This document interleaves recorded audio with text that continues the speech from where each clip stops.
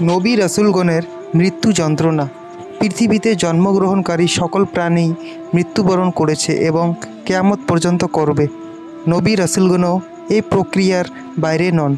তারা মৃত্যু যন্ত্রণাও ভোগ করেছেন। তবে নবী রাসূলগণের মৃত্যু যন্ত্রণা হওয়া তাদের গুনাহগার হওয়া লক্ষণ নয়, বরং তাদের জন্য পরীক্ষা ও মর্যাদা বৃদ্ধির কারণ। আবু সাঈদ খুদরি রাদিয়াল্লাহু আনহু হতে বর্ণিত, তিনি রাসূলুল্লাহ সাল্লাল্লাহু আলাইহি সাল্লামের নিকট প্রবেশ করলেন। তখন তিনি প্রচণ্ড জ্বরে আক্রান্ত ছিলেন এবং তার শরীরে একটি চাদর জড়ানো ছিল। আবু সাঈদ রাদিয়াল্লাহু আনহু তার দেহে হাত রাখলেন এবং চাদরের ওপর দিয়েই উত্তাপ অনুভব করলেন। আবু সাঈদ রাদিয়াল্লাহু আনহু বললেন, হে আল্লাহর রসূল, আপনার শরীরে তো ভীষণ জ্বর।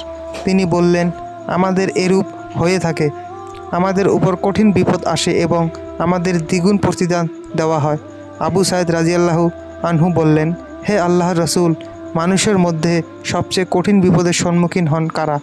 তিনি বললেন, নবী রাসূলগণ, অতঃপর আল্লাহর অন্যান্য সৎকর্মশীল বান্দাগণ। তাদের কাউকে এমন দারিদ্র্য দিয়ে পরীক্ষা করা হয়েছে যে একটি জুব্বা ছাড়া তার পরার মতো কিছুই ছিল না। কেউ উকুনের মাধ্যমে পরীক্ষিত হয়েছেন, অবশেষে তাহাকে হত্যা করেছে।